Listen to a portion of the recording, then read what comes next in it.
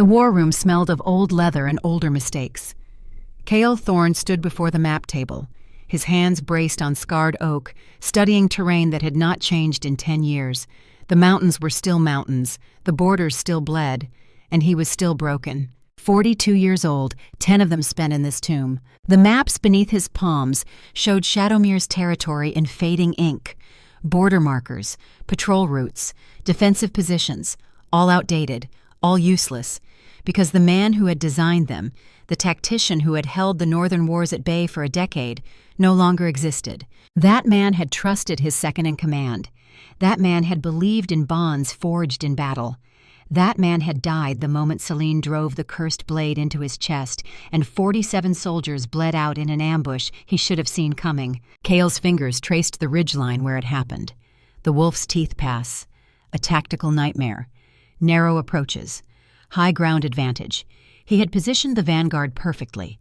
Every contingency covered, except the one that mattered. The traitor at his side. His wolf stirred in the hollow void of his chest. Not a presence, an absence. A silence where instinct should sing. For 10 years it had been buried, bound to the dark moon by Celine's final act of hatred. The curse had not killed him. It had done something worse. It had made him useless. Footsteps on stone. Cale did not turn. He knew the gate. Marcus Stone, Beta, former sergeant, one of the 17 who had survived that day. "Sir." Marcus's voice carried the weight of unspoken things. "Eric's back from the border." Cale straightened. His spine protested. Everything protested these days. Not age, stagnation. A body kept alive without purpose. "And? Iron Peak is moving." The words fell like stones into still water. Cale watched the ripples spread across the map in his mind. Troop concentrations, supply lines, the mathematics of invasion. Numbers? Eric estimates 3 battalions, maybe more. They're being careful, staging in the neutral zones, but the intent is clear. Cale's jaw tightened. 3 battalions. Against Shadowmere's current strength, that was a death sentence. Not because they lacked soldiers, because they lacked a commander who could use them. When? Eric thinks 2 weeks, maybe less. They're waiting for something. Waiting for confirmation that Shadowmere's Alpha was still the hollow shell they had created. Waiting to see if the curse held. Waiting for certainty before they committed to war. Smart. Cale would have done the same. The thought was acid in his throat. He would have. Past tense.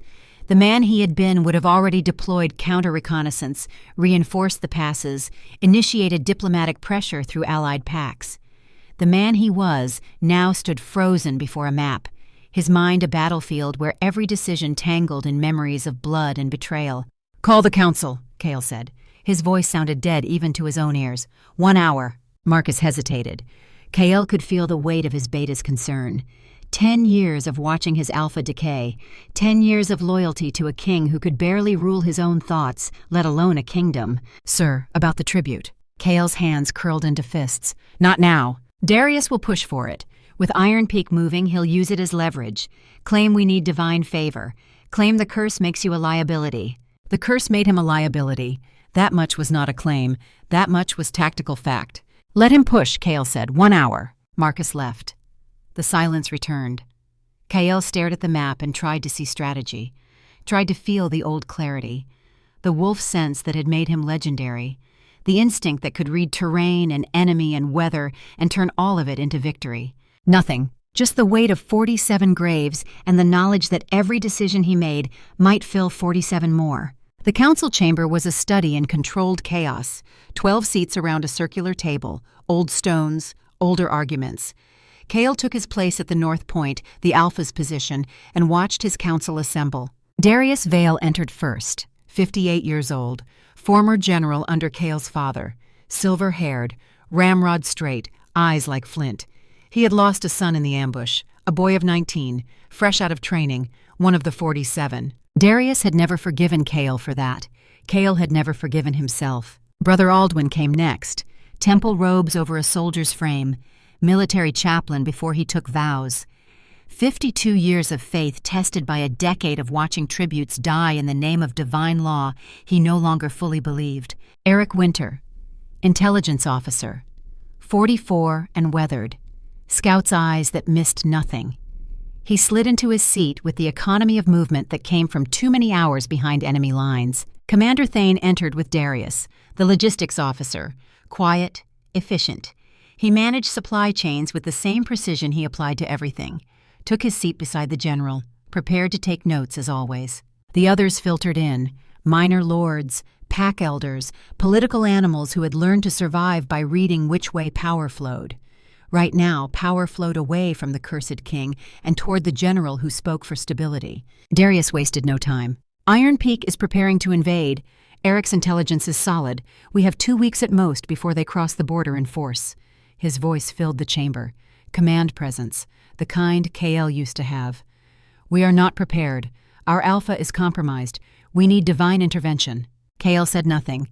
Let Darius make his case. Let the council see the tactical reality. The tribute must be completed. At the full moon, we have tried 7 times, 7 failures, 7 deaths, because we have sent the wrong offerings. Darius's gaze swept the table. We have sent gentle healers, sheltered girls with no understanding of what the curse truly is. They died because they were too weak to survive proximity to the dark moon's binding. Brother Aldwin shifted. The law requires an innocent offering, pure of heart.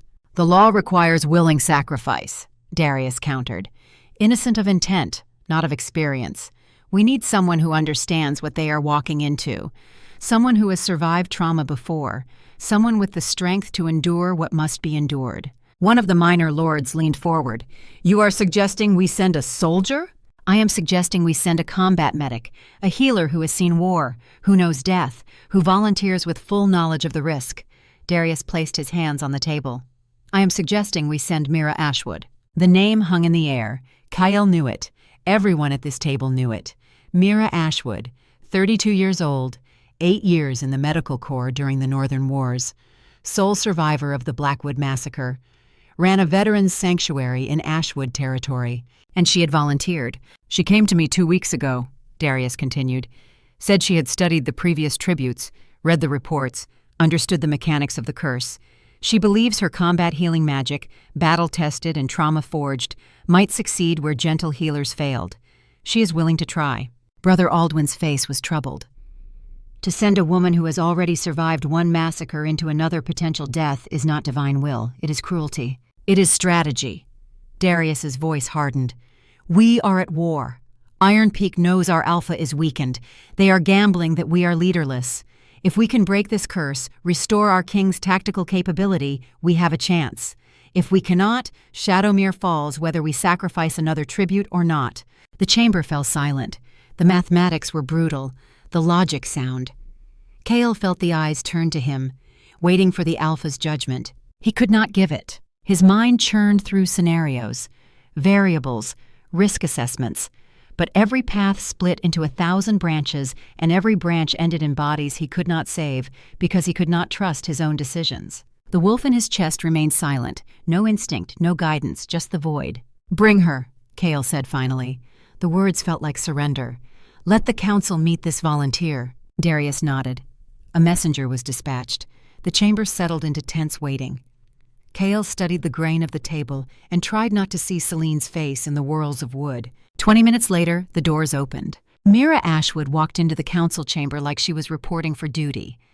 Not in ceremonial robes, not in the white silk of a lamb for sacrifice. She wore travel-worn leather, practical boots, a medic's pack slung across her shoulders. Her dark hair was pulled back in a functional braid. No jewelry, no adornment.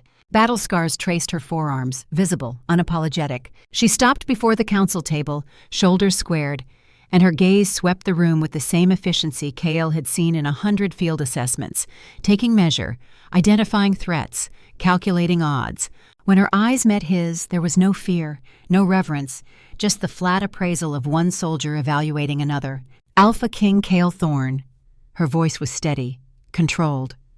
I am Mira Ashwood. I volunteer as tribute under full disclosure of risk and outcome. Not a plea, a statement of tactical intent. Kyle leaned back in his chair. For the first time in 10 years, something cut through the numbness. Not hope, curiosity. You have read the reports, he said. All 7. Cause of death in each case appears to be systemic failure from prolonged exposure to curse energy. Gentle healers with passive magic. Their systems could not withstand the proximity to the dark moon binding. She set her pack on the floor. I am not a gentle healer. You are a combat medic. I am a survivor of the Blackwood Massacre. 12 members of my unit died. I lived because my healing magic activated instinctively under extreme trauma. It is not a gentle gift. It is a weapon forged in necessity. One of the elders spoke up. And you believe this makes you qualified to survive a curse that has killed 7 women? I believe it gives me a better statistical probability than untested healers with no combat conditioning. Mira's tone did not waver. I also believe the curse is not what you think it is. The chamber stilled. Darius's eyes narrowed. Explain. The reports describe the deaths as divine punishment, goddess's wrath against unworthy offerings, but the symptoms read like magical poisoning, cellular breakdown, energy corruption, not judgment, contamination. She pulled a worn journal from her pack. I have been researching curse mechanics for 2 years, ever since I heard about the tribute tradition. The pattern suggests the curse is not a divine binding. It is a weapon. Kael's hands tightened on the chair arms. His wolf stirred, not movement, attention. You are claiming this goddess did not curse the Alpha? Brother Aldwin's voice carried both doubt and desperate hope. I am claiming that curses can be engineered, that dark magic can be disguised as divine will, that someone may have very practical, very tactical reasons for wanting Shadowmere's Alpha disabled. Mira looked directly at Kael. I read the account of the ambush. 47 soldiers dead, your second in command wielding the cursed blade. The timing suggests coordination, intelligence operation, not crime of passion. The chamber erupted, voices overlapping, accusations and denials. Kael raised one hand and silence fell. You are saying Celine was an enemy agent. I am saying the evidence points to long-term infiltration. The curse was not punishment for betrayal. It was the betrayal itself. A weapon to remove Shadowmere's tactical leadership without killing you outright. Because a dead Alpha creates a power vacuum. A cursed Alpha creates a prolonged weakness. Darius stood. This is speculation. This is tactical analysis, Mira countered. And if I am right, the solution is not appeasement of divine law. It is breaking an engineered binding through counter-magic, which is why I volunteered. My healing magic is designed for combat trauma, for repairing what should be fatal. If this curse is a weapon, I can treat it like a wound. Kael stared at her. This woman who walked into his council chamber and dismantled a decade of assumptions, who looked at his curse and saw a battlefield injury instead of divine judgment, who spoke to him not as a broken king, but as a commander whose tactical capability had been deliberately compromised by enemy action. The wolf in his chest moved, not a roar, a whisper, recognition. The ritual, Kael said. His voice was rough. You understand what it entails? Blood exchange to create metaphysical connection. A binding kiss to complete the circuit. Prolonged proximity to test compatibility between my healing magic and your curse energy. Survival rate based on previous attempts is 0%. I assign myself a 30% probability of success based on my combat conditioning and theoretical framework. Mira's jaw set. I accept those odds. Why? The question hung between them. Kael saw something flicker behind her eyes. Old ghosts. Old debts. Because I owe 12 soldiers who did not come home. Because I have been living on borrowed time since Blackwood. Because if there is a chance, however small, that my death serves a tactical purpose, then it is a better death than most get. She straightened. And because from a strategic standpoint, Shadowmere cannot afford to wait. Iron Peak is moving. You need your tactical capability restored. This is the mission. I volunteer. The council looked to Kael, the cursed Alpha, the broken tactician, the king who had not made a command decision in 10 years. He should refuse, should protect her from the fate of 7 others, should find another way. But there was no other way. The mathematics were clear. The enemy was moving. And this woman, this survivor, was offering him something he thought he had lost forever. Not hope, a fighting chance. Prepare the ritual, Kael said, at dawn. The Moon Temple was a place of cold stone and colder memories. Kael stood in the antechamber as Brother Aldwin prepared the sacred implements, silver chalice, obsidian blade, ceremonial oils that smelled of incense and old faith. Through the archway, he could see Mira. She had refused the traditional white robes, wore her field gear instead. Practical. Tactical. She was checking her medic's pack, organizing supplies with the methodical precision of someone preparing for combat. Marcus approached, his footsteps echoing on ancient stone. The men are talking. Half think she is the bravest woman they have ever seen. The other half think she is insane. Both can be true. Sir, Marcus's voice dropped. If this fails, if she dies like the others, then Darius will have his proof that I am too compromised to lead. The council will vote for regency. Iron Peak will invade during the power transition. Shadowmere falls. Kale's tone was flat. Statement of tactical fact. We are out of good options, Marcus. We are down to desperate gambles. Is that what she is? A gamble? Kale watched Mira through the archway. She was reading something, making notes, preparing. Like this was just another field operation. She is the first person in 10 years who looked at me and saw a soldier instead of a curse, Kyle said quietly. That is worth something. Marcus nodded slowly. The men will stand by you, whatever happens. The men deserve better. The men remember the vanguard. They remember what you were. Some of them still believe you can be that again. Marcus gripped Kale's shoulder briefly, a touch of brotherhood. Make them right, sir. He left. Kyle stood alone in the antechamber and felt the weight of expectation pressing down like stone. 7 women dead. 47 soldiers dead. How many more failures before the mathematics ran out? Brother Aldwin emerged from the inner sanctum. We are ready. Is she? She asked for 15 minutes to run through her pre-operation checklist. I have never seen anyone treat a divine ritual like a military briefing. Aldwin's weathered face showed something almost like respect. She is different, Kyle. The others were terrified. She is merely prepared. Does that improve her odds? It improves yours. If she dies but her theory holds, we will know the curse is engineered. We will know to look for the enemy's hand instead of the goddess's wrath. That is tactical intelligence, even in failure. Small comfort. Kale moved into the inner sanctum. The ritual space was circular, moonstone set in the center of the floor, glyphs carved into walls that predated written memory. This was where Celine had driven the blade home, where his wolf had been bound, where 7 women had died trying to break what she had forged. The weight of history was suffocating. Mira entered, no hesitation. She walked to the center of the moonstone circle and set her pack aside. Her gaze swept the chamber with clinical assessment. No defensive wards, no containment glyphs, no safety measures at all. She looked at Brother Aldwin. Every previous ritual was performed this way? The law requires purity of environment, no interference with divine will. The lack of basic magical safety protocols is tactically negligent. Mira pulled chalk from her pack. I am inscribing a medical stabilization array. It will not interfere with the binding, but it will prevent catastrophic system failure if my theory about energy poisoning is correct. Brother Aldwin blinked. That is not traditional. Neither is letting 7 women die without adjusting methodology. Mira began drawing precise geometric patterns around the moonstone. I am a field medic. I do not enter any operation without preparation. Kyle watched her work, confident, methodical, treating this sacred ritual like a combat medicine scenario. It should have felt like sacrilege. Instead, it felt like sanity. She finished the array and straightened. What are the exact procedural steps? Brother Aldwin cleared his throat. The alpha provides blood. 3 drops in the chalice. The tribute drinks. The blood exchange creates metaphysical connection. Then the binding kiss to complete the circuit. After that, prolonged proximity for as long as the tribute can endure. Duration of kiss? Until the connection ignites or fails. Physiological markers of ignition? Heat, light, power surge. The moonstone will react if the bond forms. Mira nodded. Processing. Markers of failure? Aldwin's face tightened.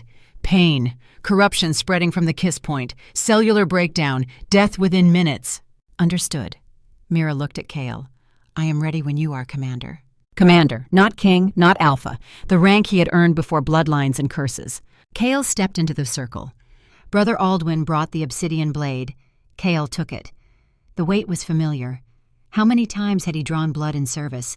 How many wounds and how many wars? This should be just one more. He drew the blade across his palm. Dark blood welled. Not red. Black. The curse visible even in this. He let 3 drops fall into the silver chalice. They hit the bottom with sounds like death knells. Brother Aldwin offered the chalice to Mira. She took it. looked at the cursed blood, the stuff that had killed 7 women. Tactically inadvisable, she said. Probability of survival still 30% or less. Multiple failure points, high risk of death. She raised the chalice. I accept the mission. She drank. For 3 heartbeats, nothing happened. Mira lowered the chalice, handed it back to Aldwin, wiped her mouth with the back of her hand. Taste is bitter, metallic, temperature dropping in my core, magic responding. So far, no adverse reaction. She was narrating like a field report, clinical, detached. Proceeding to phase 2. She turned to Kale. The binding kiss. Do you require time to prepare? Kale stared at her. This woman who drank cursed blood and treated it like taking medicine, who walked toward potential death with a medic's calm.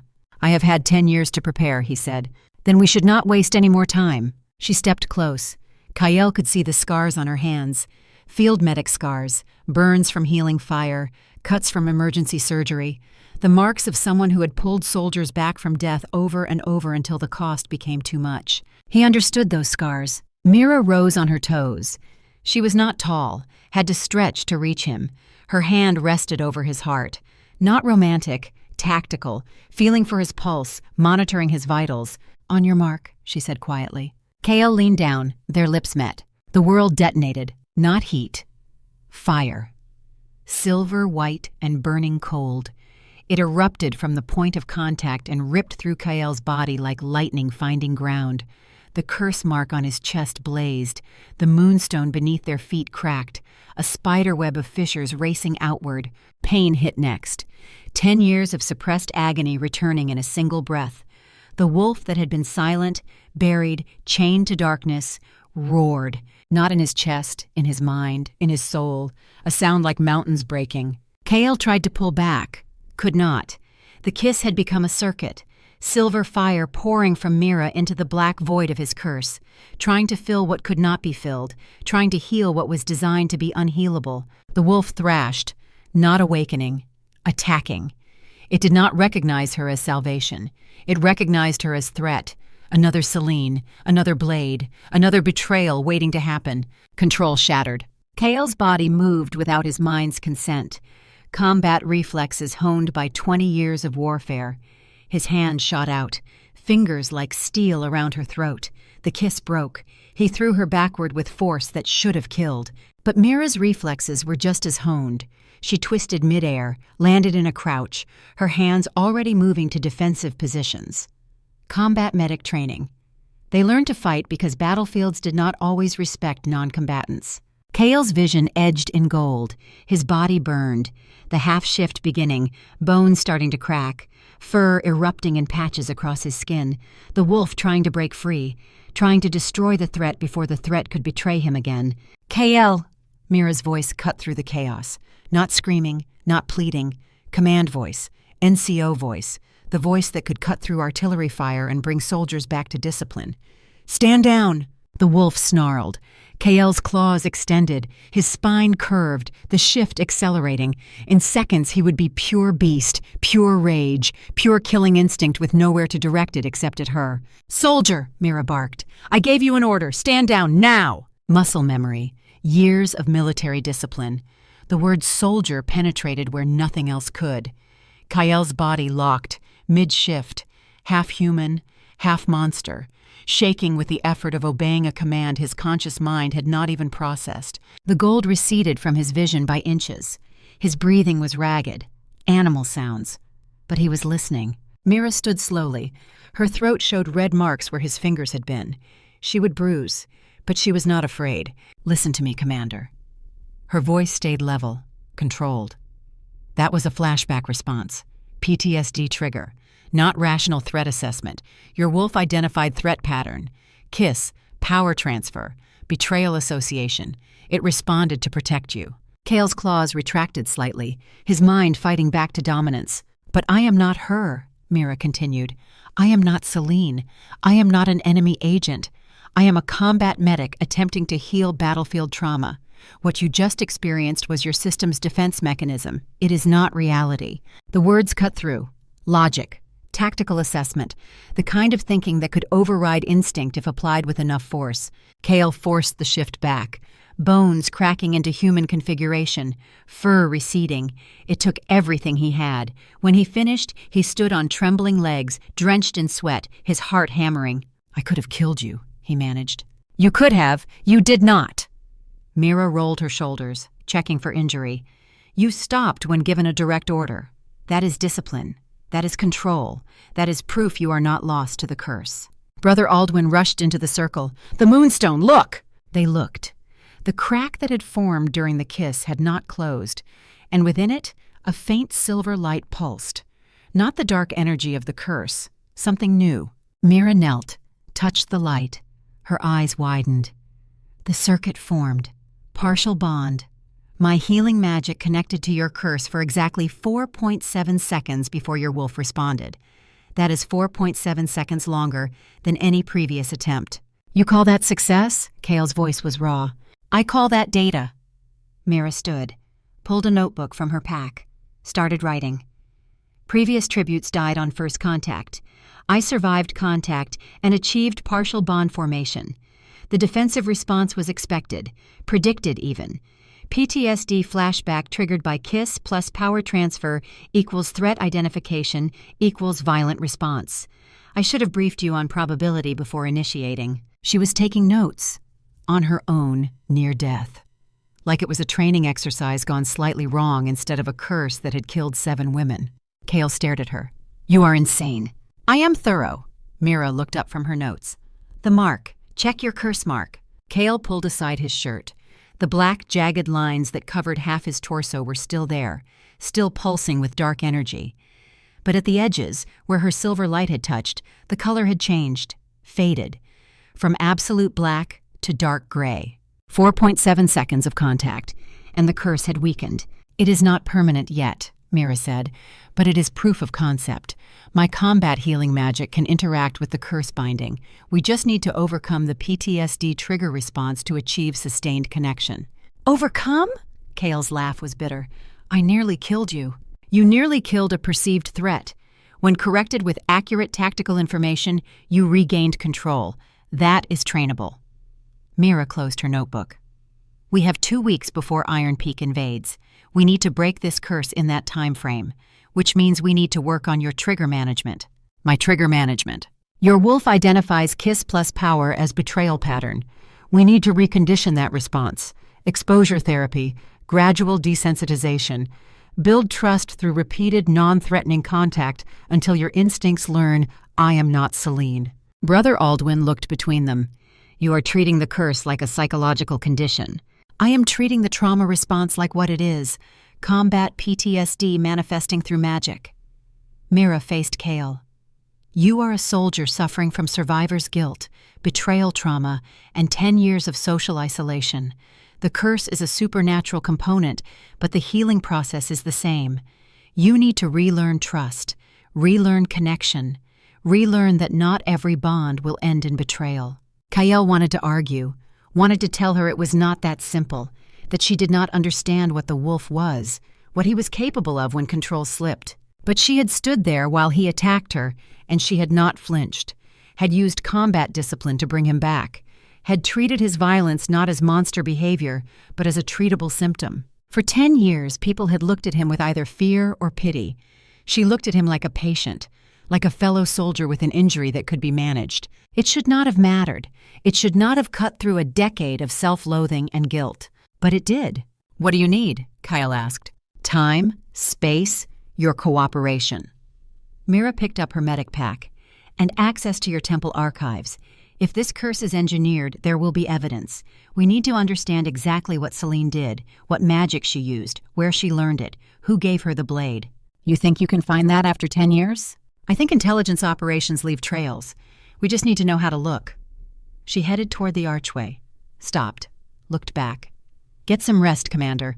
We have work to do at dawn, and you need to recover from forced shift, muscle damage, bone stress, cardiovascular strain, drink water, eat protein, sleep."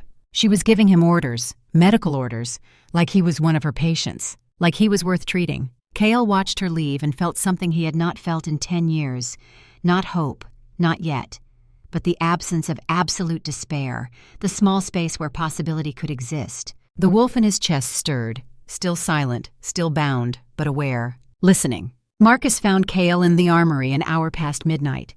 The Alpha was methodically maintaining weapons, the repetitive action, the familiar rhythm, old habits from old wars. Could not sleep? Marcus settled onto a bench. Did not try. Kale tested a blade's balance, set it aside carefully. She survived. More than survived. She made you stop mid-shift. I have never seen anyone do that. She used command voice, military discipline, triggered ingrained response patterns.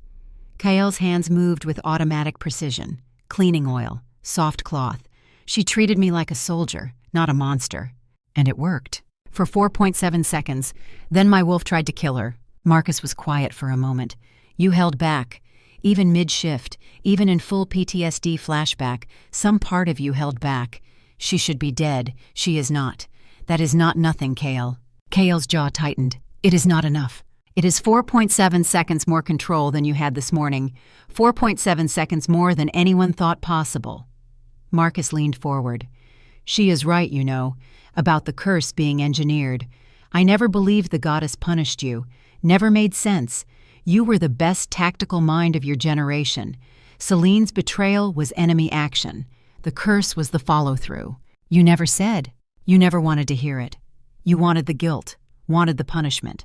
Because if it was divine judgment, at least it meant something. At least it had purpose. Marcus's voice was gentle. But Mira gave you a different framework. Not judgment. Just war. Just an enemy weapon that can be countered. Kale set down the cleaning cloth. His hands were steady. The work was meditative. I could have killed her. But you did not.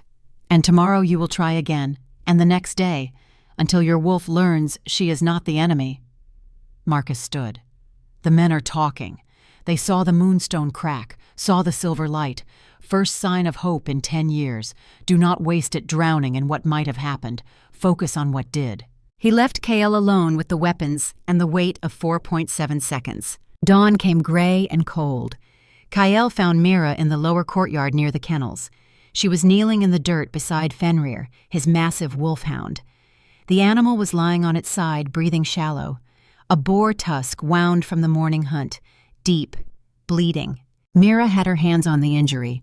Silver light pulsed, healing magic, but not gentle, controlled, precise, like surgery. Kale approached. Fenrir's eyes tracked him. The hound whined, low, pained. Femoral artery punctured, Mira said without looking up. He is going into shock. Help me hold him. I need to repair the vessel before I close the muscle. Kale knelt, put his weight on Fenrir's shoulders. The hound was massive, 150 pounds of muscle and teeth. Ordinarily, he would allow no one but Kyle near him when injured, but now he just lay there, trusting. Talk to him, Mira instructed. Keep him calm. Kale stroked the rough fur. Easy, boy. Let her work. The silver light intensified. Mira's face was a mask of concentration. Sweat beaded on her forehead. This was not simple healing. This was battlefield surgery. Repairing catastrophic damage one layer at a time. Minutes passed. Fenrir's breathing steadied. The bleeding stopped. Mira sat back on her heels, wiping her brow. Stable. He will need rest. Restricted movement for 3 days. Light food. Water. She looked at Kale. You have a talented hound. He held still better than most soldiers. He trusts you. He trusts you. I am just borrowing that trust. Mira pulled a rag from her pack, cleaned the blood from her hands. How are you feeling? Any residual pain from the forced shift? Some, manageable. Lie. Kale blinked. What? You are lying. I can see the tension in your shoulders, the way you are favoring your right side. Forced shifts cause microfractures in the skeletal structure. You are in pain, significant pain. She stood. Take off your shirt. That is not necessary. It is a medical assessment. I am a combat medic. You are my patient. Take off your shirt or I will assume you are hiding something worse. The command in her voice was absolute. Kale found himself obeying before he thought about it, pulled the shirt over his head. Mira's eyes tracked the curse mark, the black lines covering his torso. But she did not flinch, did not show disgust, just clinical assessment. Breathe deep. He did. She pressed fingers along his ribs, found the fracture points. Kale hissed.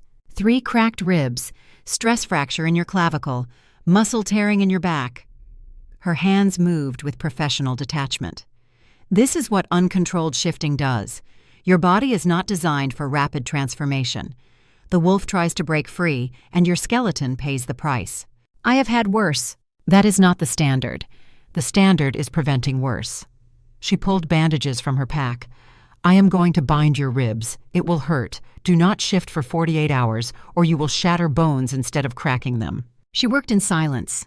Efficient. No wasted movement. The bandages were tight, restrictive, but the support eased the pain.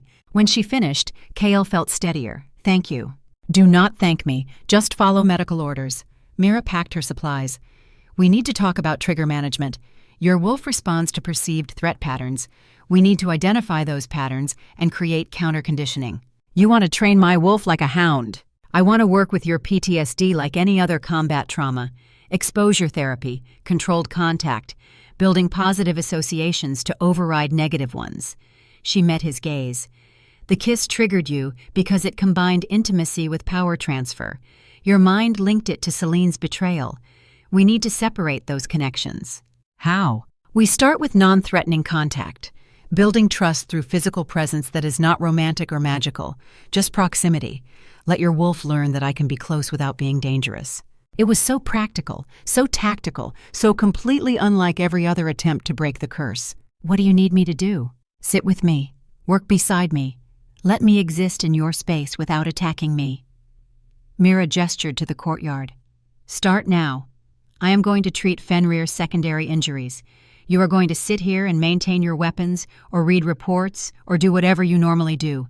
We exist in the same space. No pressure, no ritual, just two soldiers sharing a watch. Kale settled against the kennel wall, pulled out a whetstone and a boot knife. Muscle memory took over. Stone against steel. The rhythm familiar. Mira worked on Fenrir, checking wound closure, monitoring vitals. She hummed under her breath. An old military cadence, something from the Northern Wars. Kale recognized it. He had hummed the same tune during long night watches. When the enemy was close, and silence was survival, but absolute quiet would drive you mad. His wolf stirred. Recognized the sound, soldier sound, pack sound. Not threat, familiar. They sat like that for an hour. Two soldiers in a quiet courtyard, one healing a hound, one maintaining a blade. No words, no pressure. Just proximity. When Mira finally stood to leave, she paused. Tomorrow, same time, we do this again. Every day, until your wolf stops seeing me as threat. How long will that take? However long it takes. She shouldered her pack. We have 2 weeks until Iron Peak invades. I intend to use every day. She walked away. Kael sat with Fenrir and felt something shift in his chest. The wolf was not calm. Not yet. But it was not raging either. It was watching. Learning. That night, Kale met with Eric in the war room. Intelligence reports spread across the table. Iron Peak movements, supply lines, reconnaissance data. They are committed, Eric said. 3 battalions confirmed, staging complete. They are just waiting for final confirmation that we are vulnerable. When will they get it? My source says they are waiting for news from inside Shadowmere, confirmation that the curse still holds, that you are still compromised. Eric's eyes were sharp. Someone is feeding them information. Kale's blood went cold. We have a spy. We have had a spy for 10 years, since Celine. The network did not die with her. The room tilted. Kale gripped the table edge. Who? Unknown, but the intelligence is high level. Council meetings, tribute rituals, border strength assessments, someone close. Darius? Possible, but I do not think so. He lost his son in the ambush. His hatred for you is personal, but I believe it is honest. Eric shuffled papers. I am looking at logistics. Who has access to sensitive information and means to transmit it? How long before they know about Mira? They may already know. If our spy was at the ritual, they saw the partial bond. Saw you stop mid-shift. That is valuable intelligence. It tells Iron Peak the curse might be breakable. Which means they will move up their timeline. Or they will move to sabotage Mira before she can succeed. Eric's face was grim. She is a threat to their strategy. If she breaks the curse, they lose their advantage. They will try to stop her. Kale's wolf surged, protective, immediate. Assign Marcus's best men, 24-hour guard detail. She does not move without protection. Already done. Marcus assigned them this afternoon. Eric smiled slightly. He anticipated your order. Of course he did. Eric gathered the reports. There is something else. Mira asked for access to the temple archives. Brother Aldwin granted it. She has been there for the last 4 hours, reading everything about Celine, about the curse, about the blade. What is she looking for? Proof, evidence, trails. Eric headed for the door. She thinks like an intelligence officer, KL. She is not just trying to heal you, she is trying to understand the weapon, so she can dismantle it. KL found her after midnight in the deepest level of the temple archives. Surrounded by scrolls and journals and ancient texts, her eyes were red-rimmed, exhausted, but still reading. You need to sleep, Kale said. I need to finish this section. Mira did not look up. Celine's journal. I found it. Kale went still. What? Hidden in the restricted section, sealed with magic. Aldwin helped me break it. She held up a leather-bound book. It is not a love story. It is an intelligence report. She slid the journal across the table. Kael opened it. The handwriting was Celine's, precise, clinical, but the content was not personal reflections. It was tactical data, troop movements, defensive positions, supply routes, a year's worth of military intelligence, all documented, all prepared for transmission. And at the end, a final entry. Darius suspects the blade will silence Kale before he can expose my network. Iron Peak promised me command of joint forces after Shadowmere falls. This is necessary for the greater vision. Kale's hands shook. She was selling us out for a year, everything. She gave them everything. And when she was discovered, or about to be, she used the cursed blade to silence you and frame it as divine punishment for trusting her. Mira's voice was quiet. The curse was not Goddess's wrath. It was evidence destruction. Darius knew? Not then, but he found this afterward. Look, there is a notation in his handwriting. She pointed to a page edge. In Darius's sharp script, found 3 days after the ambush, too late to save anyone, sealed for stability. He let me believe it was my fault. Let me believe the goddess punished me. He made a tactical decision. You were already cursed. The pack was already unstable. Revealing that their alpha had been betrayed by a long-term enemy agent would have shattered morale. So he buried it. Mira closed the journal. It was ruthless, but not irrational. Kale wanted to rage, wanted to hunt Darius down and demand answers, but the tactical part of his mind, the part that was slowly coming back online, saw the logic. A cursed king was a tragedy. A cursed king betrayed by enemy intelligence was a catastrophe. Darius had chosen the lesser destruction. Iron Peak planned this, Kale said slowly. For years, Celine was just the weapon. And they are still planning, still executing. Mira stood. Which is why we need to break this curse. Not for divine favor, for tactical capability. You are the target of an ongoing intelligence operation. We need to restore your ability to fight back. She was right. This was not about healing. This was about warfare. Kael looked at Mira. This woman who had walked into his cursed kingdom and seen through a decade of assumptions in 3 days, who treated him like a soldier, who was trying to give him back what the enemy had taken. Tomorrow, he said. We continue. Every day, Mira agreed, until it breaks or we do. She left him alone in the archives with Celine's journal and the weight of 10 years of lies.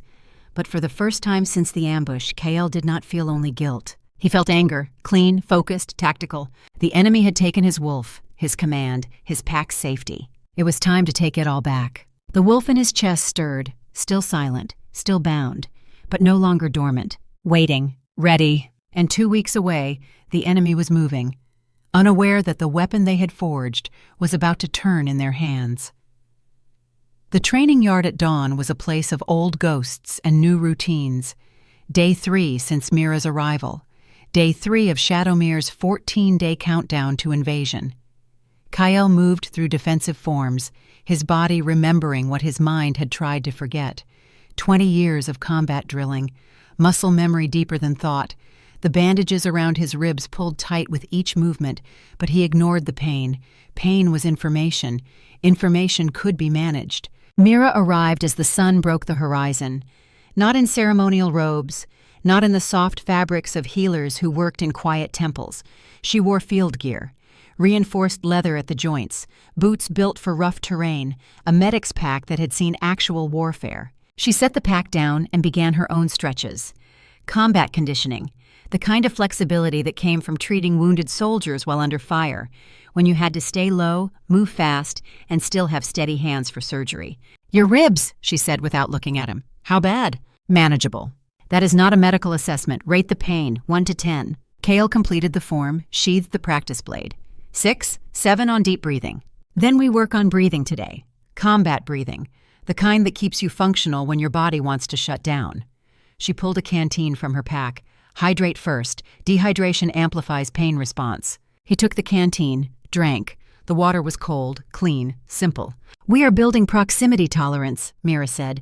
"Your wolf needs to learn I am part of the environment, not a threat, not a target, just another soldier in the unit." She moved into the training space. "We drill together. You run your forms, I run mine.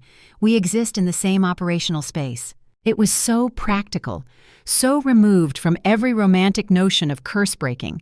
No mysticism, no divine intervention, just two soldiers training in proximity until proximity became normal. Cale began a vanguard sequence, designed for close quarters combat when your pack fought as a single unit and every movement had to account for the soldier beside you. Mira worked through medic combat drills, not the same movements, complementary ones. How to defend yourself and a patient simultaneously. How to create space for treatment while under attack. Her patterns fit around his like pieces of a tactical puzzle. Their breathing fell into rhythm, not planned, just the natural synchronization of soldiers who understood operational tempo. When he struck high, she moved low. When she pivoted, he adjusted stance. The mathematics of unit coordination. The wolf in Cale's chest observed, recognized the pattern. This was familiar territory. This was pack behavior, coordinated movement, trusted proximity, not threat, teammate. They worked for an hour. No conversation, just the language of breath and motion and the slow rebuilding of something Cale thought he had lost forever. The ability to exist beside another person without walls. When they finished, both were breathing hard. Sweat tracked down Mira's face, but she smiled. "Your forms are solid, aggressive. You fight like someone who expects to win." "I used to." "You still do? Your body remembers even if your mind doubts." She pulled a rag from her pack, wiped her face. "Tomorrow we add sparring, controlled contact, building physical trust." "You want me to fight you?"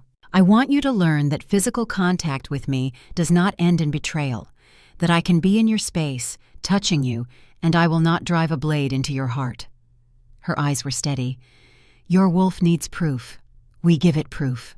Marcus appeared at the edge of the yard. His face was tight, not alarm, concern. "Commander, we have a situation at the northern border." The command center was controlled chaos. Eric had maps spread across every surface, markers showing troop movements, recent intelligence. Marcus was already briefing the watch commanders. "Iron Peak probe, 20 soldiers. Hit our patrol at dawn. 3 of ours wounded. They withdrew before we could engage in force." Eric pointed to the map. "Here, Wolf's Teeth Pass." The same location where Celine had triggered the ambush, where 47 had died. Cale felt his wolf surge, old rage, old failure. "They are testing response time," Mira said from behind him. She had followed them to the command center, was studying the map with a tactician's eye. "They hit the same location as the original ambush, psychological warfare. They want to see if it triggers you, if you freeze or overreact." She was right. Cale's first instinct had been rage, send overwhelming force, crush them for daring to touch that ground. But that was emotion, not tactics. "Eric," Cale's voice was steady, "what assets do we have in position?" "Second company, 40 soldiers. They can be at the pass in 2 hours." "Deploy them. Reinforce the patrol, but do not pursue across the border. This is a probe.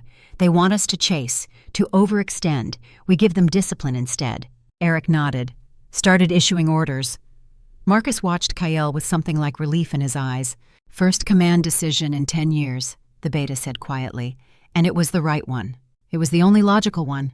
3 days ago, you would not have seen that. You would have been too buried in guilt to think clearly." Marcus gripped his shoulder briefly. "She is helping." Cale looked at Mira. She was still studying the map, calculating, assessing, a soldier analyzing terrain. "She is," he admitted. The council met that evening. Emergency session. The border attack had shaken the younger members. The older ones looked to Darius, the general who promised stability. Darius stood. Iron Peak is escalating. The probe was a message. They know we are weak. They know our alpha is compromised. We need to demonstrate strength. We need to complete the tribute ritual, sacrifice the healer, seal the curse, show the goddess and our enemies that we choose stability over sentiment. Murmurs of agreement. Not everyone, but enough. Brother Aldwin rose. The ritual has not failed. The partial bond formed. Progress was made. Progress? One of the elders scoffed. The Alpha nearly killed her. That is not progress. That is proof the curse cannot be broken. We are wasting time on false hope while our enemies prepare for war. KL listened. Let them argue. Watched the room divide, half looking to Darius, half uncertain. Mira was not present. The tribute was not permitted in council meetings. But her words from the training yard echoed in his mind. Your body remembers even if your mind doubts. He stood. The room fell silent. The probe at Wolf's Teeth was tactical, Cale said. His voice carried. Command presence, rusty but returning. They hit the site of the original ambush to provoke an emotional response. They wanted me to freeze or to rage. I did neither. I deployed a measured response, reinforced our position without overextending. That is not the action of a compromised commander. Darius's eyes narrowed. One decision does not erase 10 years of paralysis. No, but it is evidence of recovery. The healer's method is working. The partial bond weakened the curse. My tactical capability is returning. Kael met Darius's gaze. You want stability. So do I. But sacrificing the one person who has made measurable progress toward breaking this curse is not stability. It is fear. It is pragmatism, Darius countered. We have 11 days before Iron Peak invades in force. You need to be fully operational, not partially recovered. The curse must be sealed or broken. There is no middle ground in warfare. Then we break it, fully, in the time we have. Kael looked around the table. I am ordering continued proximity treatment, daily progress assessments. If there is no significant improvement in 1 week, I will consider alternatives. But we do not abandon a working strategy because it is slower than we would like. It was a compromise, but it was also an order, the first direct order he had given the council in 10 years. The room was silent, waiting to see if anyone would challenge him. No one did. Darius sat down slowly. 1 week, 7 days. But I will be monitoring. If your judgment is compromised by attachment to the healer, I will call for a vote of no confidence. My judgment is based on tactical analysis, not attachment, but you are welcome to monitor. Kael remained standing. This meeting is concluded. They filed out. Marcus waited until the room cleared. You just backed Darius into a corner. He will be looking for any sign of weakness. I know, but he is not wrong to question. I would question too. Kael gathered the maps. We have 1 week to show measurable progress. Make sure Mira has everything she needs. That night, Kael found Mira on the battlements. She was watching the northern horizon, where Iron Peak waited. You stood up to the council, she said without turning. Marcus told me. I bought us 1 week, 7 days. That is 6 days more than I expected. She looked at him. What happens if we do not break the curse in that time? Darius calls for a vote. The council sides with him. You become a sacrifice. The curse seals permanently. Iron Peak invades during the political chaos. Shadowmere falls. Kael leaned against the stone. Standard tactical collapse. Predictable. Preventable. No pressure then. I have been in worse situations. Have you? Mira's voice was quiet. Because most soldiers in bad situations have their full capabilities. You are fighting with one hand tied behind your back and a target on your chest. She was right, but admitting it changed nothing. Tell me about Blackwood, Kael said. Mira went still. Why? Because you use it as a measuring stick. 12 soldiers dead. You survived. You carry it. I need to understand what I am asking you to risk. She was silent for a long moment. When she spoke, her voice was distant, remembering. We were responding to a civilian evacuation request. Village under attack. Enemy forces using scorched earth tactics. We went in fast. Light security. Medic team plus combat escort. 12 total. Her hands gripped the stone. It was an ambush. They knew we were coming. New medical teams do not refuse civilian calls. They used that. Kael listened. He knew this kind of story, had heard too many variations. The enemy hit us from 3 sides, pinned us in the village square. My commanding officer went down first, then our combat lead, then the others, one by one. Her voice did not break. Too much practice holding steady. I was trying to treat them, trying to save them, but there were too many wounds, too much blood. I had to choose. Triage. Save who I could. You chose wrong. I prioritized the captain. He was highest rank, standard protocol. But while I worked on him, 3 others bled out. Wounds I could have treated if I had gone to them first. She turned to face him. The captain died anyway. Injuries too severe. I sacrificed 3 for 1 and lost all 4. Cale saw it clearly. The impossible mathematics of battlefield medicine. No right answers, only choices and consequences. The other 8, he asked, died covering my retreat. They held the line long enough for me to run. 12 went in, 1 came out. Mira's jaw set. I have been trying to balance that equation ever since. 12 deaths, 1 life. How do I make it worth it? You do not. You cannot. The math does not work that way. Cale knew this truth intimately. You just keep serving, keep trying, until maybe the scales tip towards something that looks like meaning. Is that what you have been doing for 10 years? No.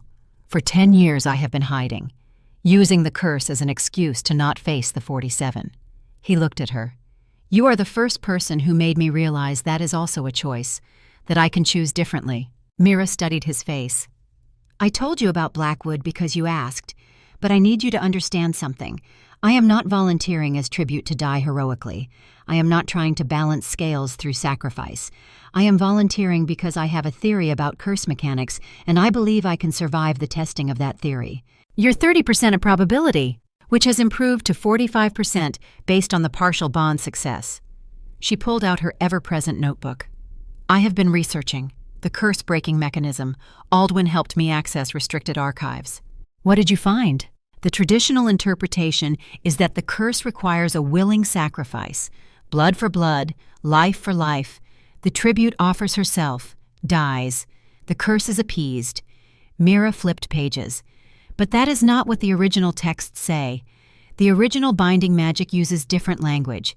It requires willing sacrifice from the inflictor, not the victim. Cale went cold. What? Celine placed the curse. She was the inflictor. She died because the curse rebounded when she was not truly willing to sacrifice herself. She wanted power, not absolution. The magic rejected her and killed her. Mira met his eyes. The 7 tributes died because they were never the right equation. They were victims offering themselves. But the curse does not want victim sacrifice. It wants the inflictor to sacrifice something. Celine is dead. But you are not. You were cursed. But you also participated. You trusted her, let her close. Your judgment enabled the betrayal. Mira's voice was gentle. The curse binds both of you. She is dead. You are alive. You are the remaining inflictor. You must be willing to sacrifice. Sacrifice what? I have already lost everything. Not everything. You still have your isolation, your guilt, your safety. She closed the notebook. To break the curse, you must be willing to sacrifice control, to let someone in, to risk being betrayed again. That is the willing sacrifice the magic demands. Not my death, your vulnerability. The words landed like physical blows. Cale felt his wolf recoil. Risk betrayal again. Let someone close enough to destroy him. Everything in him screamed no. But Mira was watching him with the same steady gaze she used for tactical assessment. If I am right, she said quietly, then Darius's plan to sacrifice me would seal the curse permanently, because it would reinforce your belief that connection leads to death. That trust is fatal. You would lock yourself away forever, exactly what the enemy wants. Cale's mind raced. If she was right, this changed everything. The curse was not divine punishment. It was a weapon designed to keep him isolated, powerless, broken. And the only way to break it was to do the one thing that terrified him most. Trust again. How certain are you? He asked. 70%. Maybe 80. The texts are clear but ancient. Translation could be flawed, but the logic tracks. She tucked the notebook away. It also explains why the partial bond formed. When you stopped yourself from killing me, when you chose to trust my command voice, you sacrificed a small piece of your isolation. The curse weakened in response. And to break it fully, I need to sacrifice all of it. You need to be willing to. The magic responds to intent. If you genuinely open yourself to connection, to partnership, to the risk of betrayal, the curse will break, because you will have paid the price it demands. Cale looked out at the dark horizon. Iron Peak waiting, his pack depending on him, and the only path forward requiring him to tear down every wall he had built for self-preservation. 7 days, he said. We have 7 days to test your theory. Then we start tomorrow. Real trust building. Not just proximity, actual vulnerability. Mira's voice was firm. And you need to decide. Are you willing to risk it? To potentially be destroyed again if I turn out to be another Celine? The question hung between them. The tactical choice. Risk everything for a chance at victory or maintain safe defeat. Cale had made this choice before. In 100 battles, risk was the price of winning. I am willing, he said. 4 days passed in intensive training. Day 4, Day 5, Day 6, Day 7. 1 week gone. 7 days remaining until Darius's deadline. 10 days until Iron Peak's expected invasion. Not just physical proximity anymore. Actual trust exercises. Mira would position herself behind him during combat drills, where he could not see her, where instinct screamed threat. He had to complete the forms without turning, without defending his back. It was agony, every nerve screaming danger, every trauma response firing. But he did it, breathing through the panic, letting her be in his blind spot without attacking. The curse mark faded further each day, from dark gray to lighter gray. Visible progress, measurable improvement. On day 8, Eric burst into the training yard. Morning of the 8th day, 6 days until Darius's deadline, 9 days until invasion. We caught one, an Iron Peak scout. He was observing the castle, taking notes on defenses. Cale and Mira followed him to the holding cells. The scout was young, maybe 25, terrified. Eric had not tortured him, did not need to. Just let him sit in silence with Shadowmere's cursed alpha staring at him for an hour. Fear did the work. Talk, Eric said, or I leave you alone with him. The scout talked. 3 battalions, moving into position, waiting for final confirmation. His voice shook. We were told your alpha is compromised, cursed, unable to lead. After the full moon, after the tribute sacrifice, you will be leaderless. That is when we invade. Cale's blood went cold. Who told you about the tribute sacrifice? I do not know. Intelligence came from high up, from inside Shadowmere. We have had a source for years, since before the first ambush. Celine's network, still active, still feeding information. Who is your handler? Eric pressed. I never met them. Dead drops only, but they are close to your council. They knew about the ritual, knew the curse holding, knew everything. Mira stepped forward. What are they waiting for? Why wait until after the sacrifice? The scout looked at her. Because if the sacrifice happens, your alpha will be permanently weakened. The curse seals. Your pack loses all hope of recovery. Morale collapses. That is when we strike, when you are at your lowest. And if the sacrifice does not happen? Cale asked. Then we move up the timeline. Cannot risk the curse breaking. Cannot risk your tactical capability returning. The scout swallowed. The handler will make sure the sacrifice happens, one way or another. Eric and Cale exchanged glances. They had a traitor on the council, someone with access to ritual details, someone working to ensure Mira died. Lock him down, Cale ordered.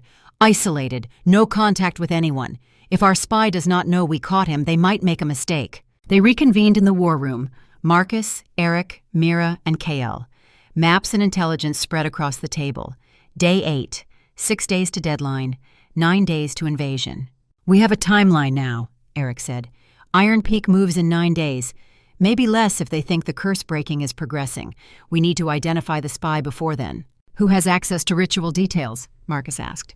The council, Brother Aldwin, temple staff, guard commanders. Eric marked names on a list. Maybe 20 people total. We narrow it by capability, Mira said.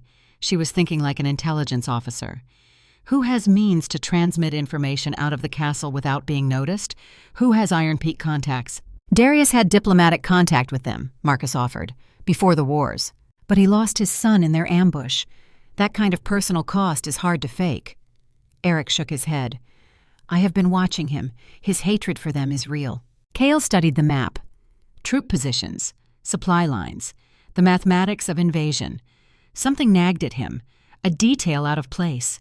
The logistics officer, he said slowly, the one who manages supply chains, Commander Thane, who reports to Darius.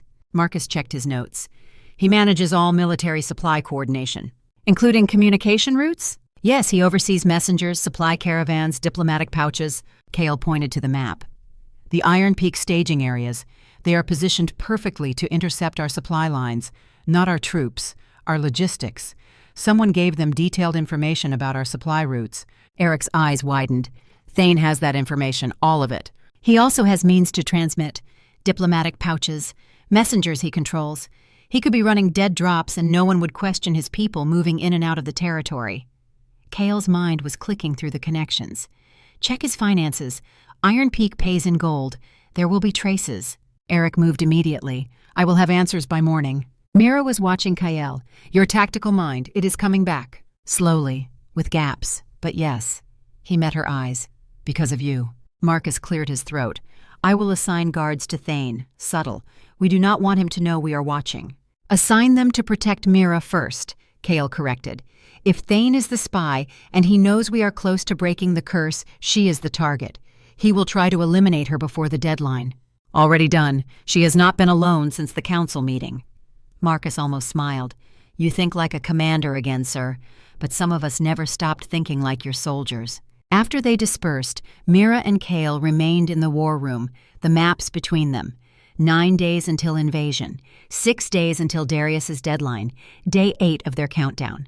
We are running out of time, Mira said. We always were. Now we just know the exact countdown. Cale traced the border.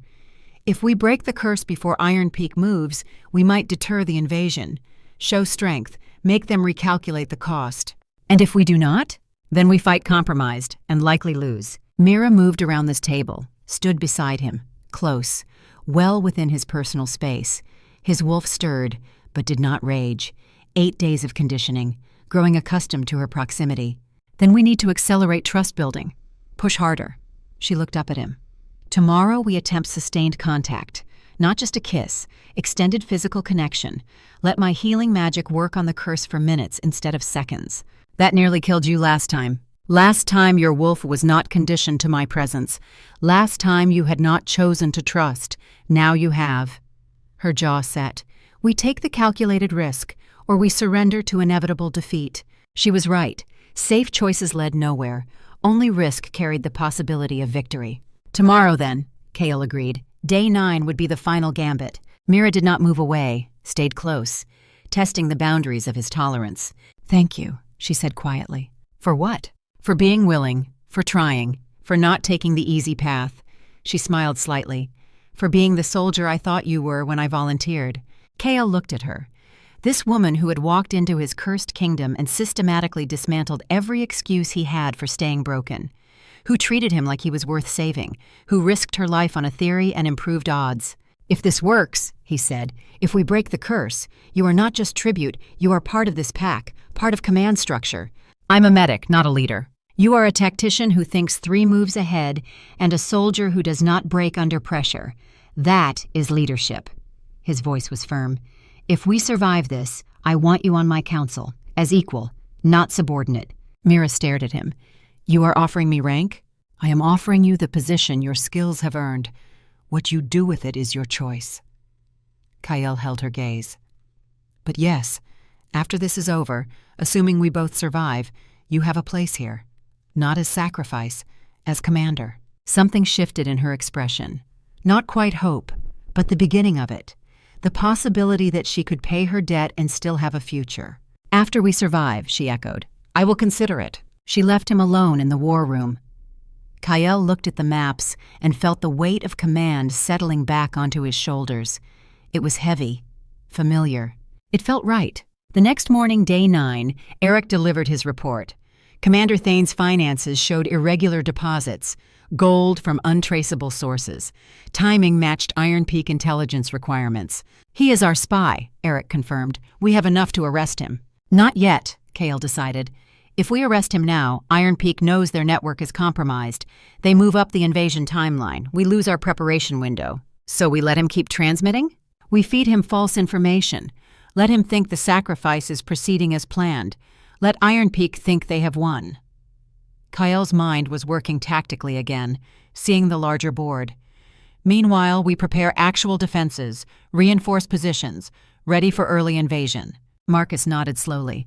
Deception operation. Make them think we are weak while we strengthen. Exactly. And when the curse breaks, when they realize their intelligence was false, we will be ready. It was the kind of multi-layered strategy Kael used to execute without thinking. Now it came slowly, with effort. But it came. Progress. Brother Aldwin found Kael in the temple that evening. I heard about Thane, about the spy. Eric talks too much. Eric knows I can be trusted. As do you. Aldwin sat on the stone bench. I want to help. With the deception. I can feed Thane false information through temple channels, make it look authentic. You would lie? Defy divine law? I would serve the greater truth, that this curse is a weapon, that breaking it is righteous work. Aldwin's face was resolute. I am tired of watching people die for misinterpreted scripture. Let me help save one. Kael studied the old priest. Soldier turned chaplain, faith tested by a decade of failure. Tell Thane the sacrifice is scheduled for the full moon, 4 days from now. Make it sound official, inevitable. And in reality? In reality, Mira and I attempt the full curse breaking tomorrow, day 10. If it works, the sacrifice becomes irrelevant. If it fails, we reassess. Aldwin nodded. I will spread the word. Thane will hear it from multiple sources. It will seem credible. Thank you, brother. Do not thank me yet. Thank me when she survives. That night, Kael could not sleep. Tomorrow was the attempt. Day 10. Full sustained contact. Either the curse would break or it would kill her. No middle ground. 5 days until Darius's deadline. 8 days until invasion. He found himself in the training yard. Old habits. When his mind would not quiet, his body needed to move. Mira was already there, running forms in the moonlight. She moved with fluid grace. Combat medic training. Not pure fighter, but not helpless either. She saw him. Did not stop. Just adjusted her pattern to accommodate his presence. He joined her, their forms complementing. The synchronized movement of soldiers who had learned to work as a unit. When they finished, both breathing hard, Mira spoke first. Tomorrow, are you ready? No, but I am willing. There is a difference. Yes, there is. She wiped sweat from her face. I am afraid. The admission surprised him. She had been so steady, so confident. Of dying? Of failing. Of being wrong. Of getting you killed because my theory was incomplete. She met his eyes. Of being responsible for 12 more deaths instead of just 12. Kael understood. Command weight. The burden of decisions that affected lives beyond your own. If it fails, he said quietly, it is not your fault. I chose this, knowing the risks. That does not make the mathematics easier. No, it does not. He moved closer, testing his own tolerance. But we face it together. That counts for something. Mira looked up at him. They were close now. Closer than they had been since the first kiss. His wolf was aware, watching, but not raging. 8 days of progress. Together, she agreed. Tomorrow we find out if trust is enough. In the darkness beyond the castle walls, Commander Thane received his orders. The sacrifice must proceed. The healer must die. And if she did not die on the altar, she would die by other means. Iron Peak was counting on it. The spy began to plan. Dawn came cold and clear. Day 10 of the 14-day countdown. 5 days until Darius's deadline. 8 days until Iron Peak's expected invasion. The kind of morning that felt like an omen. Kael stood in the Moon Temple, watching Mira prepare. Not with ceremonial tools this time, with practical medical supplies, bandages, salves, stimulants in case of cardiac arrest. She was preparing for battlefield surgery, which, he supposed, was exactly what this was. Brother Aldwin had cleared the temple. No witnesses, no council observers, just the 3 of them and the weight of everything riding on the next hour. The stabilization array is in place, Mira said, checking her chalk markings on the floor. If the curse energy surges, it will contain the backlash, keep it from destroying my nervous system. And if it does not contain it? Kael asked. Then I die. But you survive. The curse might weaken enough from the attempt that you regain partial function. Better than nothing. Her tone was clinical, a medic discussing acceptable losses. Kael's wolf growled. Not in rage, in refusal. The thought of her death was becoming intolerable. That was progress. That was also dangerous. I need you to understand something, Kael said. If this kills you, I will not be better. I will be worse. Your theory requires my willing vulnerability. If that vulnerability gets you killed, I will lock down completely. Forever." Mira looked at him.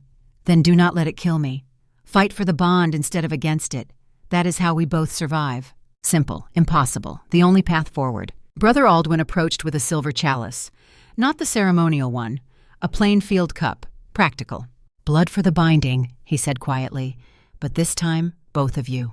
Mira nodded, pulled an obsidian scalpel from her kit, military issue, designed for field surgery. She made a clean cut across her palm, no hesitation.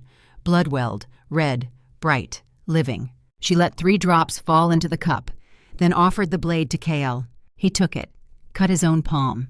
His blood was still black, still corrupted.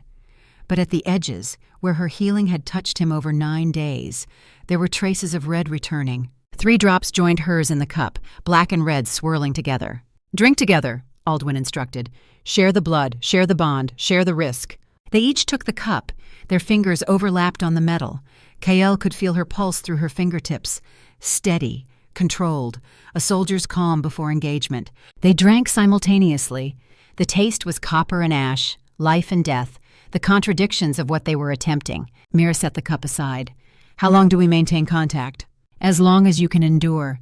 The texts say the bond must be sustained until the curse acknowledges the sacrifice." Aldwin's face was grave. "Minutes at minimum, maybe longer." "Then we start now." Mira moved to the center of the moonstone circle. No delays, no second thoughts. Kael joined her. They stood facing each other, close. His wolf was present, aware, watching with intelligence instead of blind rage. 9 days of progress. "When I kiss you," Mira said quietly, "your instinct will be to fight, to protect yourself, to assume betrayal. You need to choose differently. Choose trust, choose connection. Choose to let me in, even though it might destroy you.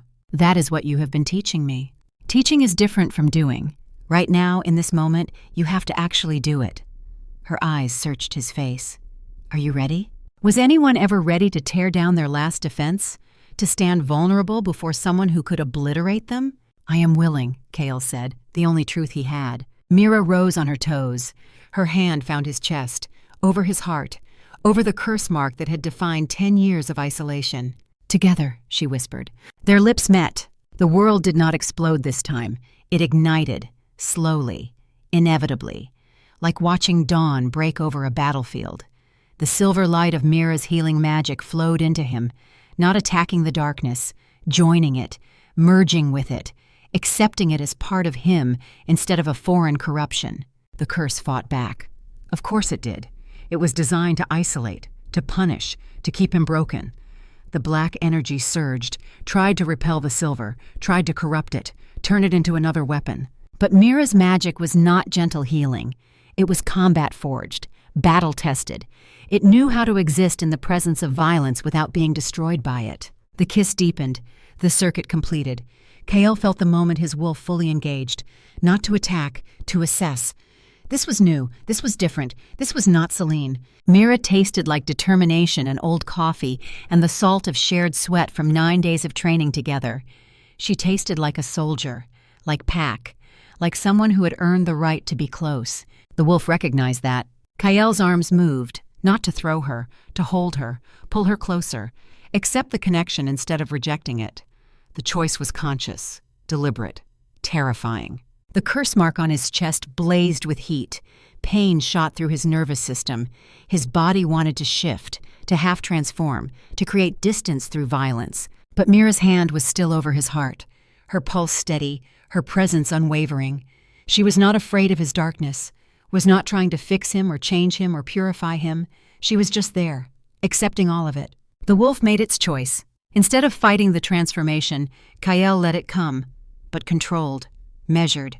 He felt his senses sharpen, his strength increase, the golden glow entering his vision, but his mind stayed clear, human thought and wolf instinct working together instead of at war. Integration, not suppression. The curse energy hit a wall. It was designed for conflict, for the battle between man and beast, for the self-hatred that came from seeing the wolf as monster. But Kael was not fighting anymore. He was accepting, all of him. The the tactical mind, the violent instincts, the capacity for both honor and savagery, the contradictions that made him whole. The curse had nothing to feed on. Mira's silver light spread through his system, not healing the darkness, illuminating it, showing him that the beast was not corruption. It was power, strength, the edge that made him dangerous to his enemies and invaluable to his pack. He just had to stop seeing it as punishment and start seeing it as weapon. The moonstone beneath their feet cracked. Not a small fissure this time, a complete fracture. The ancient stone splitting in perfect halves as the curse binding shattered at its foundation. Light erupted, silver and gold and the dark red of old blood all swirling together. The temple walls shook, dust rained from the ceiling. Brother Aldwin scrambled back, shielding his eyes from the radiance. Kael held on, arms tight around Mira, anchoring both of them as the magic reached critical mass. The kiss was no longer just physical, it was metaphysical, soul deep. The bond that the curse had tried to prevent was forming despite everything. And then, like a bone setting after a break, something clicked into place. The curse mark on Kael's chest transformed. The black, jagged lines did not disappear. They shifted, reorganized, became a deliberate pattern instead of chaotic corruption. A tactical map of scar tissue, proof of survival, proof of strength earned through suffering. On Mira's collarbone, the goddess mark blazed bright, the silver crescent that had marked her as chosen. But now a second mark appeared, dark, mirroring his, the bond made visible. They broke the kiss, both gasping. Kael's vision cleared. The golden glow faded but did not disappear. His wolf was present, active, integrated, whole. Mira stumbled. He caught her. She was shaking, drenched in sweat, her face pale, but alive, conscious.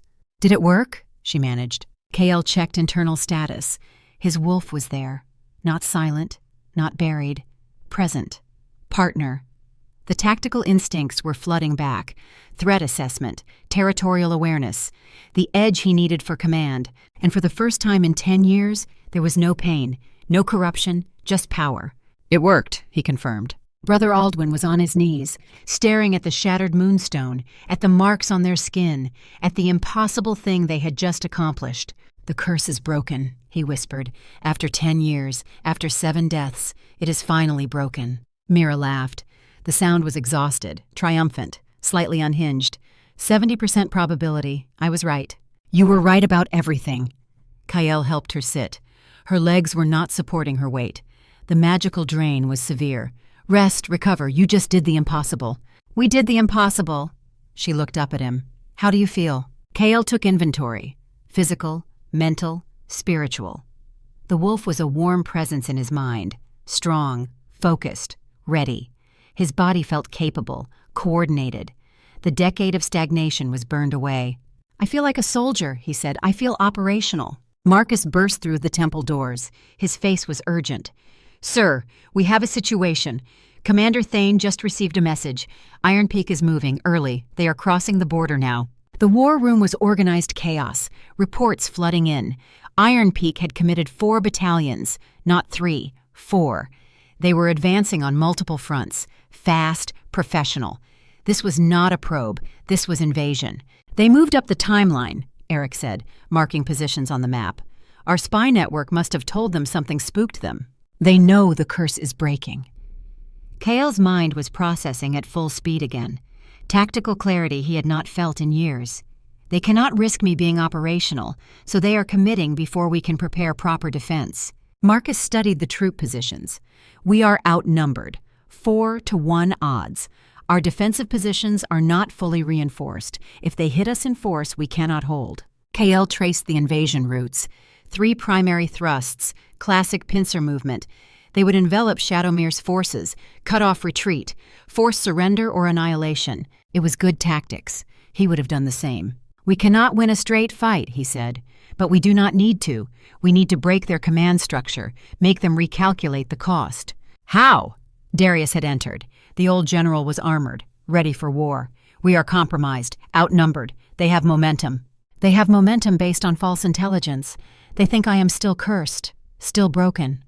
Kael met Darius's eyes. "But I am not, and that changes everything." He turned to the map, started issuing orders. Fast. Precise. The tactical mind that had held the Northern Wars was back online, and it was hungry.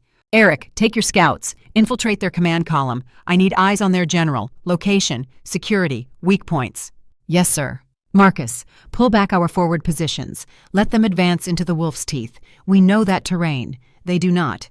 We turn their pincer into a trap. Understood. Darius, you commanded defensive operations under my father. I need the old fortress network activated. The hidden positions. Can it be done? Darius's eyes widened. Those positions have not been manned in 20 years. But yes, if we have 6 hours. You have 4. Make it work. Kael's voice carried absolute command, the weight of certainty.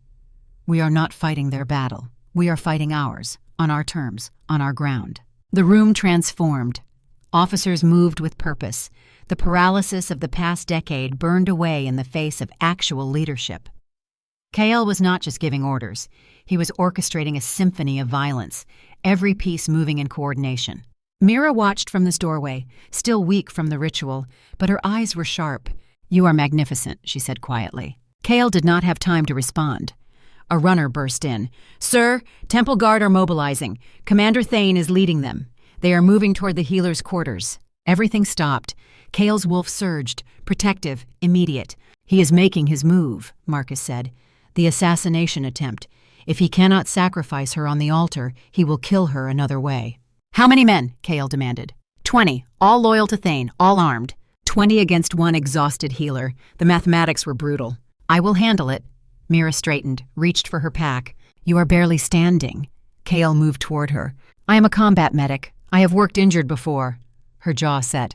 And Thane is coming for me. That makes it my fight. No, it makes it ours. Kael turned to Marcus. You have command. Execute the defense plan. I will handle the traitor. Sir, you are needed here for coordination. I am needed there to protect my pack. Kael's voice went flat. Final. That is also command. Protecting your people. I will not hide in a war room while my soldiers fight my battles. He looked at Darius, the old general who had questioned him, doubted him, pushed for sacrifice. Can you hold this? Kael asked. Darius studied the map, the defensive positions, the trap being set. Recognition dawned in his eyes. This was the kind of tactical thinking he remembered from Kael's father, from the Vanguard's glory days. Yes, Darius said. I can hold this. Go protect your healer. We will protect your kingdom. It was acceptance, acknowledgement, the bridge rebuilt. Kael grabbed his sword. Mira, with me. Marcus, if we do not return in 1 hour, assume we failed. Execute contingency plans. Sir! Marcus's voice stopped him. Welcome back, Commander. Kael nodded once. Then he and Mira ran. The corridor leading to her quarters was empty. Too empty. Thane had cleared it. No witnesses, no interruptions. This would look like a tragic accident. The healer killed during the chaos of invasion preparation. Kael's enhanced senses picked up heartbeats. 20 distinct rhythms, positioned in ambush formation. Professional, military precision.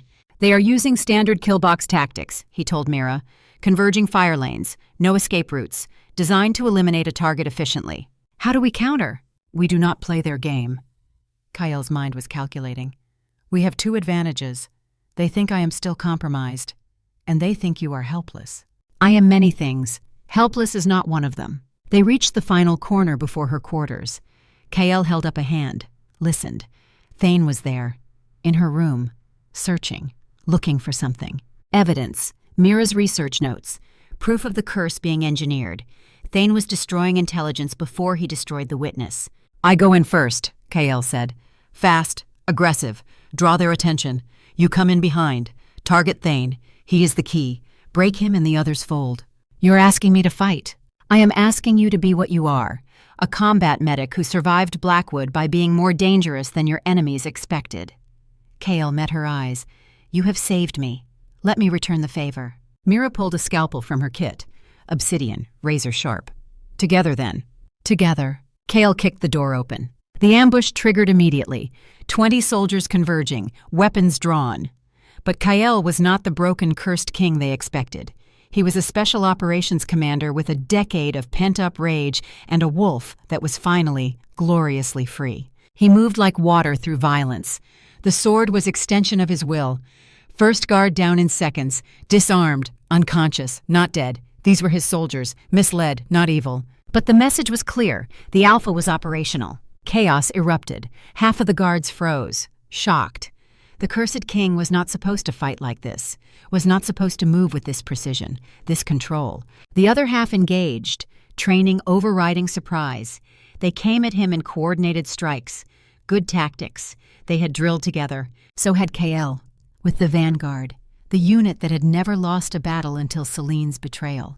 He fought through them. Not killing. Disabling. Broken bones. Concussions. Tactical brutality that removed threats without permanent damage. His wolf was integrated perfectly. Enhanced senses feeding tactical data. Strength amplifying technique. The perfect synthesis of human skill and animal power. Mira slipped past the fight, headed for her room, where Thane waited. Kael could not follow, could not help. He had to trust she could handle herself. Trust was still difficult, but he was learning. Inside the room, Mira found Thane burning papers, her research, the evidence trail she had built, all going up in flames. "You should have died on the altar," Thane said. Not turning, confident. "Would have been cleaner, less painful. Now I have to make it look like invasion casualties." "You will have to catch me first." Mira's voice was steady. Thane turned, saw her, smiled. "You are a healer. I am a combat veteran. This will take seconds." He drew his sword. Advanced, professional, measured. Mira threw the scalpel. Field medics learned anatomy intimately, learned where every nerve cluster lived, where every artery ran, learned how to stop bleeding and how to cause it. The obsidian blade caught Thane in the shoulder, precisely between armor plates, severing the nerve bundle that controlled his sword arm. The blade clattered from his suddenly nerveless fingers. "I am a combat medic," Mira said, walking forward. "I know exactly where to cut." Thane stumbled back, shocked, reaching for a knife with his offhand, but Mira was already moving. Not like a healer, like a soldier who had survived a massacre by being the most dangerous person left alive. She hit pressure points, disabled his other arm, swept his legs, put him on the ground, and held the second scalpel to his throat. "Who is your handler?" she demanded. "Who runs the Iron Peak network?" "You think I will tell you?" Thane laughed, bitter. "I am dead either way. At least I die for something." "You die for gold and lies. Celine's network was built on false promises. Iron Peak used all of you." Mira's blade pressed harder. "But if you talk, if you give us intelligence, you die as an asset instead of a traitor. Your family keeps their honor." Thane's eyes flickered. Family, honor, the leverage that mattered. "The ambassador!" he gasped. "The Iron Peak ambassador. He runs everything, from the diplomatic quarter, dead drops, gold transfers, orders." "Where?" "The Eastern Tower, hidden room, 3rd floor, access through the fireplace." Mira pulled back the blade. "Eric will confirm this. If you lied, I will find you again." She stood. Thane was disabled but alive. Captured. Kael appeared in the doorway. Blood on his sword, but not his own. All 20 guards were down. Neutralized. The corridor behind him looked like a tactical training exercise gone brutal. "You got him," Kael said. "He talked. The ambassador is the handler." Mira was already moving. "We need to move now, before he destroys more evidence." They ran through corridors. Kael sent runners, alerting Eric, alerting Marcus. The diplomatic quarter was supposed to be neutral territory, but neutrality ended when you ran enemy intelligence operations. They hit the Eastern Tower hard. Eric's scouts joined them, breached the hidden room, found maps, ledgers, communication logs, a decade of intelligence operations documented in meticulous detail. The Iron Peak ambassador was there. Burning documents. He looked up as they entered, saw Kael, saw the wolf light in his eyes, saw the end of his operation. "The curse," he whispered. "You broke it." "We broke it, and now I am breaking you." Kael's voice was ice. "Call off the invasion. Tell your generals the intelligence was false. Tell them Shadowmere's Alpha is fully operational and waiting." "They will not listen. They are committed. 4 battalions are already across the border. Then they will face what they came for, a war they cannot win." Kael grabbed the communication equipment. "Send the message. Tell them the cursed king is dead. The warrior king has returned, and he is very, very angry." The ambassador sent the message. Eric monitored, watched it go out across Iron Peak's command network, watched the response. Confusion, alarm, the invasion columns slowing, generals demanding confirmation. The tactical situation they had planned for was evaporating. "Our trap is set," Darius's voice came through a runner. "They are advancing into the wolf's teeth, right where we want them." Kale made the call. "Spring it." The hidden fortress positions activated. Overlapping fields of fire. The terrain Shadowmere knew intimately, and Iron Peak did not. The pincer movement they had planned turned into a killing field they had not. Not a slaughter. A demonstration. Overwhelming tactical superiority. Precise application of force. The kind of warfare that made enemies recalculate whether the prize was worth the cost. Iron Peak's general were not stupid. They saw the trap, saw their intelligence was false, saw that Shadowmere's defenses were not just present but masterful. They called for parley. 4 days later, Kael stood in the Great Hall. The Iron Peak delegation across from him, wary, respectful, they had come to negotiate withdrawal terms.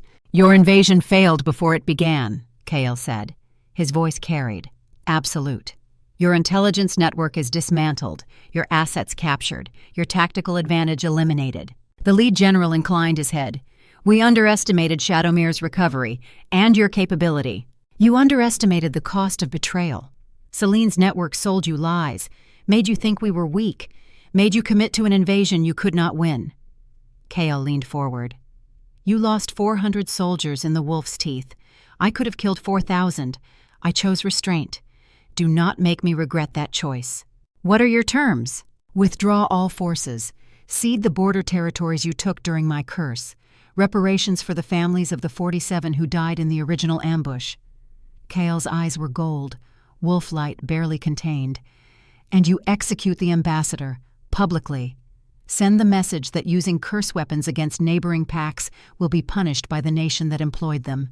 It was harsh. It was justice. The general nodded slowly. Agreed. The treaty was signed. Iron Peak withdrew. Shadowmere had not just survived, it had won. As the delegation departed, Eric approached with new reports. His face was troubled. "Sir, intelligence from the Southern Territories. A young alpha, 25 years old, showing signs of curse corruption, amber eyes turning crimson, rage incidents, loss of control."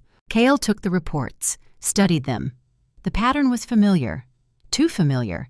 Someone was using curse weapons, targeting pack leaders, creating instability. Mira appeared at his side, looked at the documents. Her expression hardened. "This was never just about you," she said quietly. "This was a test, a prototype, and now they are deploying it widely." Kael felt his wolf stir, not in fear, in anticipation, purpose. They had broken one curse. They could break others, could help those who were suffering what he had suffered, could turn their hard-won knowledge into salvation for others. "We ride south," Kael decided. "Full vanguard deployment. We find this young alpha. We break his curse, and we track the source." Darius stepped forward, the old general, the man who had lost a son, who had doubted, who had been right to doubt, but who now stood beside Kael as an equal. "The vanguard rides again," Darius said, "as it should." Marcus grinned. "Feels right, sir." Brother Aldwin nodded. "I will prepare supplies, medical, spiritual, whatever you need." Kael looked at Mira. She met his gaze, steady, resolved. "Medical commander," he said. "Are you ready?" "I am ready, commander." She straightened. "We have work to do." The council mobilized, not in fear, in determination. Shadowmere had been broken by curse weapons, had survived, had learned. Now they would use that knowledge to help others, to hunt the source, to end the threat. It was a new mission, a new war. But this time Kael was ready. His wolf was integrated, his pack was strong, his tactical mind was sharp, and he was not alone. As the vanguard prepared to ride, Kael stood before his assembled soldiers, 40 of them, the reformed unit, the Brotherhood reborn. 10 years ago, I failed the vanguard, failed the 47 who died under my command. I let betrayal break me. I let a curse silence me. I became a ghost instead of a leader. His voice carried across the courtyard. But ghosts do not lead. Ghosts do not protect. Ghosts do not fight. He looked at each face, saw the hope, the determination, the willingness to follow. "We ride south to help a soldier we have never met, to break a curse we did not create, to hunt an enemy we have not yet identified." Kael's eyes blazed gold, wolf and man united. "We do this because it is right, because we have the knowledge, because we have the strength, and because no pack should suffer what we have suffered." Marcus raised his fist. "The vanguard rides!" The soldiers echoed. "The vanguard rides!" Kael turned to Mira. She stood beside him. Partner, equal, two survivors who had learned to trust again. "Together," she said. "Together," he agreed. They rode at dawn, south, toward the next battle, the next curse, the next soldier who needed saving. Behind them, Shadowmere stood strong. Ahead, an enemy waited in shadow, and between them, the vanguard rode with purpose reborn and debts to pay. The war was not over. It was just beginning. But this time, they would fight on their terms, with full strength, with tactical superiority, with the knowledge that had cost them everything to earn. And they would win. The wolf howled, not in pain, not in rage, in challenge, in promise, in the absolute certainty of a predator who had found his purpose. The hunt was on.